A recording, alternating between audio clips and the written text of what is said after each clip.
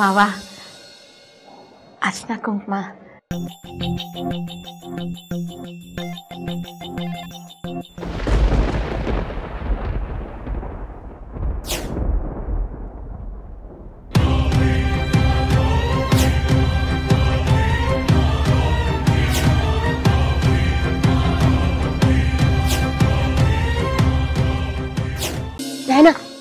ಎಲ್ಲ ರೆಡಿನಾ? ಎಲ್ಲ ರೆಡಿ ಇದೆ, ನೀನ್ ಬೆಂಕಿ ಹಚ್ಚೋದೊಂದೇ ಬಾಕಿ. ಆದ್ರೂ ನಾನು ಎಕ್ಸ್ಪರ್ಟ್ ಬಿಡು.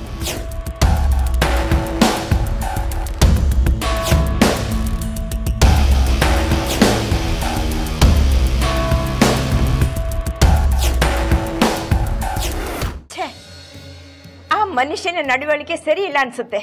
ಇಲ್ಲಮ್ಮ, ಅವ್ರು ನನಗ್ ಬೈದಿದ್ದು ಸರಿಯಾಗಿ ಐತೆ. ಒಂದೇ ಒಂದು ಕ್ಷಣ ನನ್ ಕಣ್ತಪ್ಪಿದಕ್ಕೆ ಎಂತ ಅನಾಹುತ ಆಗೋಗ್ತಿತ್ತು.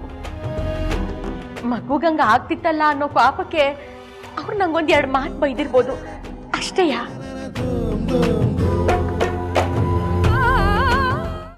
ಬೇಗ ತಿಂದ್ಬಿಟ್ಟು ಪಪ್ಪನ್ ಜೊತೆ ಮನೆಗೆ ಹೋಗು. ಜೋಪಾನ್ ಹೋಗೋ. ತಗೊಳ್ಳಿ ನನ್ ಮಗ ತಿಂದಿದ್ದಕ್ಕೆ. ಮಗ ಹಂಗೆ ಬರ್ತಾವ್ ಮರಿದೇನೆ ಚೇಂಜ್ ಎಲ್ಲ ತಕೊಂಬಂದ್ಬಿಡು ಆಯ್ತಾ?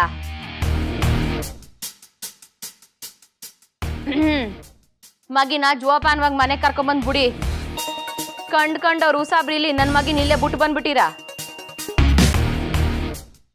ರುಚಿ ನೋಡಿದ ಬೆಕ್ಕಗೆ ಚಪ್ಪಲ ಜಾಸ್ತಿ ಡಿಯರ್.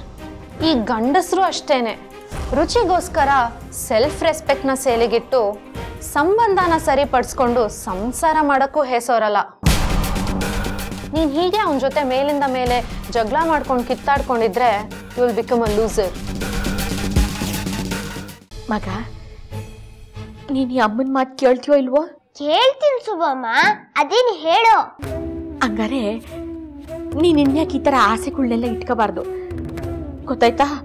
ಗೊತ್ತಾಯ್ತು ಸುಬ್ಬಮ್ಮ, ನೀನ್ ಯಾಕೆ ಹೇಳ್ತಿದ್ಯಾ ಅಂತಾನೂ ಗೊತ್ತಾಯ್ತು. ನಿಂಗೂ ಪಪ್ಪಂಗೂ ಡಿವೋರ್ಸ್ ಆಗ್ತಿರೋದಕ್ಕೂ ತಾನೆ. ಬಾಯ್, ಸ್ಕೂಲ್ಗೆ ಹೋಗ್ತಾ ಇದ್ಯಾ? ಈ ಗುಡ್ ಬಾಯ್ಗೋಸ್ಕರ ನಾನು ಏನ್ ತಂದಿದ್ದೀನಿ ಗೊತ್ತಾ? ಇಲ್ಲಿ ನೋಡು, ಚಾಕ್ಲೇಟ್ಸ್.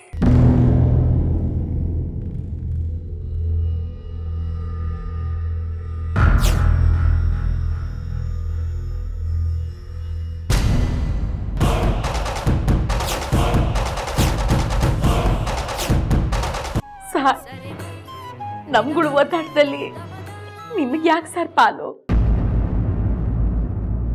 ಎತ್ತೊಳಾಗಿ ಅವ್ರ ಜವಾಬ್ದಾರಿ ನಂದು, ನಾನೇ ನೋಡ್ಕೊತೀನಿ ಬಿಡಿ. ಅವನ ಜವಾಬ್ದಾರಿ ನಿಮ್ದು ಮಾತ್ರ ಅಲ್ಲ ಸುಲಕ್ಷ್ಮಿ ಅವರೇ, ನಂದು ಕೂಡ.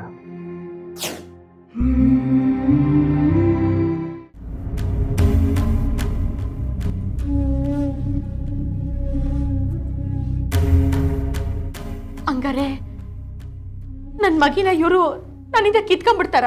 ಅದೆಲ್ಲ ಅಷ್ಟು ಸುಲಭ ಅಲ್ಲ ಸುಲಕ್ಷ್ಮಿ ಅವರೇ. ಕೋರ್ಟ್ ಯಾವತ್ತು ಮಕ್ಕಳು ಅಮ್ಮನ ಹತ್ರನೇ ಬೆಳೆದಿದೆ ಅಂತ ಪ್ರಿಫರ್ ಮಾಡುತ್ತೆ. ಹೌದು ಸುಬ್ಲಕ್ಷ್ಮಿ, ಈಗೇನೋ ಅವನು ಮಗುನ್ ಕರ್ಕೊಂಡು ಹೋಗ್ಬಿಟ್ಟ ಅಂದ ಮಾತ್ರಕ್ಕೆ ಕೋರ್ಟ್ಗೂ ಉತ್ತರ ಕೊಟ್ಟು ಕರ್ಕೊಂಡು ಹೋಗಕ್ಕಾಗತ್ತಾ? ನಿನ್ನನ್ನ ಅಥರ್ವನ್ನ ದೂರ ಮಾಡೋದು ಅವನಿಂದ ಖಂಡಿತ ಸಾಧ್ಯ ಇಲ್ಲಮ್ಮ, ಯೋಚನೆ ಮಾಡಬೇಡ. ಈಗ ನೀವು ಯೋಚನೆ ಮಾಡಬೇಕಾಗಿರೋದು ಅವನು ನಿಮ್ಮ ಜೊತೆ ಇರ್ತಾನೋ ಇಲ್ವೋ ಅನ್ನೋದಕ್ಕಿಂತ ಹೆಚ್ಚಾಗಿ ಅವನ ಮನಸ್ಥಿತಿ ಬಗ್ಗೆ. ನನ್ ಮಗ ಮತ್ತೆ ಮೊದ್ಲಂಗೆ ಖುಷಿಯಾಗಿದ್ದು ಬಿಟ್ರೆ ಅಷ್ಟೇ ಸಾಕು ಸರ್ ನನಗೆ. ಖಂಡಿತ ಇರ್ತಾನೆ, ಆದ್ರೆ ಅವನ್ನ ಸ್ವಲ್ಪ ಸೂಕ್ಷ್ಮವಾಗಿ ನೋಡ್ಕೋಬೇಕು ಅಷ್ಟೇ. ಮಗು ಮನಸ್ಸಿಗೆ ಅರ್ಥ ಆಗದಿರೋ ಯಾವ ವಿಚಾರನೂ ಕಣ್ಮುಂದೆ ನಡಿಬಾರ್ದು. ಈ ಕೋರ್ಟು ಡಿವೋರ್ಸು ಇಂಥದ್ದೆಲ್ಲ ಕೇಳ್ತಾ ಹೋದ್ರೆ ಮಕ್ಳಿಗೆ ತಮ್ದಲ್ದಿರೋ ಬೇರೆ ಯಾವುದೋ ಪ್ರಪಂಚಕ್ಕೆ ಹೋದಾಗತ್ತೆ. ಅಲ್ಲಿ ಅವರು ಅನಾಥರಾಗ್ಬಿಡ್ತಾರೆ. ಅಂದ್ರೆ ಅವ್ನ್ ಕೋರ್ಟ್ನಾಗೆ ಹೇಳ್ತಾನೆ,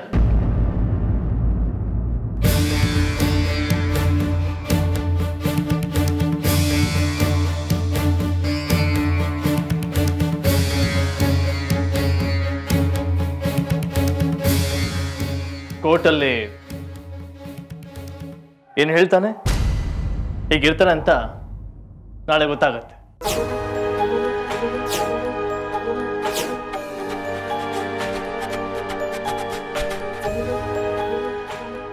ಅದಲ್ವಾ? ಹೋಗು, ಈಗ ಹೋಗಿ ಮಲ್ಕೋ, ನಾಳೆ ಮತ್ತೆ ಸಿಗೋಣ. Okay, good night, bye, take care mister Arun Prasad. Good night everyone.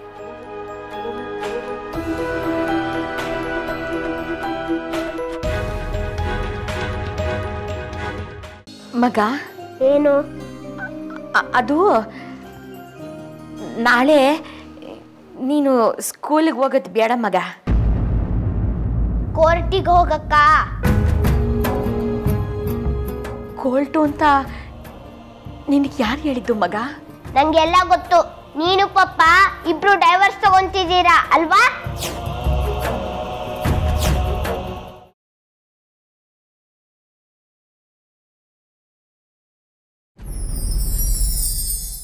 ಲೇ ರಾಮ, ಇನ್ಮ್ಯಾಕೆ ಇಲ್ಲೇ ಇರ್ತೀನಿಕಲ್ಲ ಅಂತವ. ಆ ಮಾತಿಗೆ ಮೋಸ ಮಾಡ್ಬಿಟ್ನೇನೋ ಅನ್ನಿಸ್ತೈತೆ. ಅಳ್ಬೇಡಿ ರಾಮೋರೆ, ಮಾವನ್ನ ಮನೆಗೆ ಹೋಗ್ಬಿಟ್ಟು ಬಂದ್ರ? ಆಸ್ಪತ್ರೆಯಾಗೆ ಬಿಟ್ಟು ಬಂದ್ಬಿಟ್ಟೆ.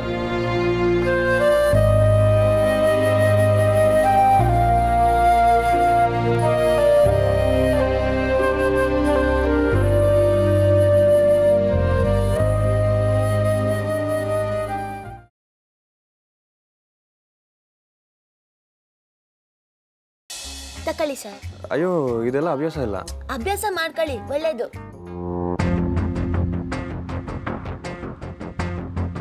ಅನಿಕಾ, ನಾನು ಸುಮ್ಮನೆ ಹೇಳ್ತಿಲ್ಲ, ಕಣ್ಣಾರೆ ನೋಡಿದ್ದಕ್ಕೆ ಹೇಳ್ತಿರೋದು. ಐ ಡೋಂಟ್ ನೋ, ನಾನು ಇಷ್ಟು ಹೇಳಿದ್ಮೇಲೂ ನೀನು ಏನು ಮಾಡದೇ ಇದ್ರೆ. ಅವಳನ್ನ ಮಣ್ಣು ಮುಗಿಸಿ ಅವಮಾನ ಮಾಡಿ ಅವಳನ್ನ ಗೆಲ್ಲಬೇಕು ಅಂತ ಅನ್ಕೊಂಡಿದ್ದೆ. ಬಟ್ ನೋ, ಅವಳನ್ನ ಮುಗಿಸಿ ಮಣ್ಣಲ್ಲಿ ಮಣ್ಣು ಮಾಡಿದ್ರೇನೆ ಅವಳನ್ನ ಗೆಲ್ಲೋಕ್ಕಾಗ್ಬೋದು ಅಂದರೆ ಐ ಆಮ್ ರೆಡಿ.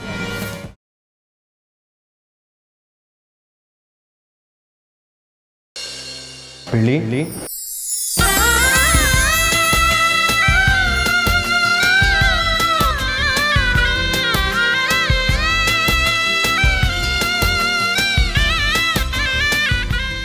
ಮುದ್ದು ಮಾವ, ನೀವು ನನ್ನ ಕರೆದ್ರಾ? ನಾನೇ ಕರೆದಿದ್ದು ಬೆಳ್ಳಿ.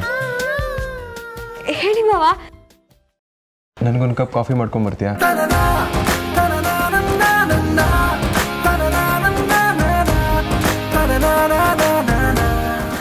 ಮಾವ, ಕಾಫಿ.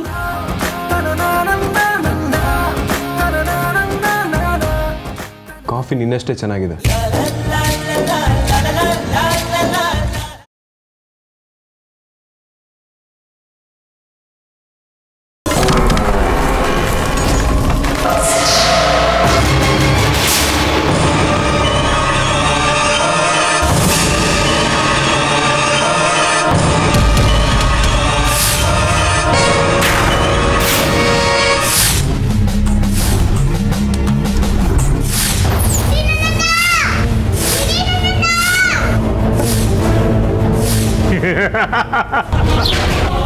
ನಿನ್ನ ಕೋಣಿಯಲ್ಲೇ ತಂದಿದೆಯಲ್ಲ ರುದ್ರಾಕ್ಷಿ ಮಾಲೆನ, ಅದು ಅಸಲಿ ಅಲ್ಲ, ನಕಲಿ.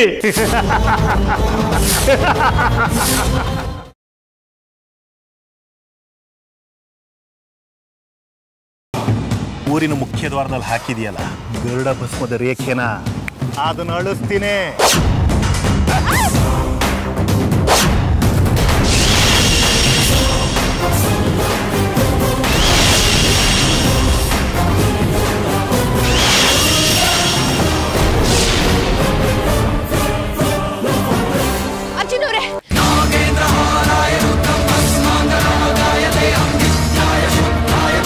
ಅಮೃತವ್ರೆ, ಬನ್ರಿ.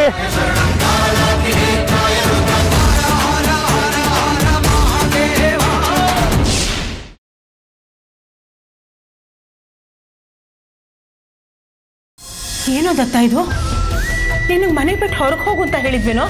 ಹಾಗಂತ ಡೈರೆಕ್ಟಾಗಿ ಹೇಳಲಿಲ್ಲ ಅತ್ತೆ, ಆದರೆ ಈ ಮನೇಲಿ ಅಡುಗೆ ಮಾಡ್ಕೋಬಾರ್ದು ಅಂತ ಹೇಳಿದ್ರಲ್ಲ. ದತ್ತ, ನೀನೇನಾದರೂ ಈ ಮನೆ ಬಿಟ್ಟು ಹೋಗ್ಬೇಕು ಅಂತ ಹೇಳಿದ್ರೆ ನನ್ನ ಹೆಣ ದಾಟ್ಕೊಂಡು ಹೋಗ್ಬೇಕಾಗತ್ತೆ.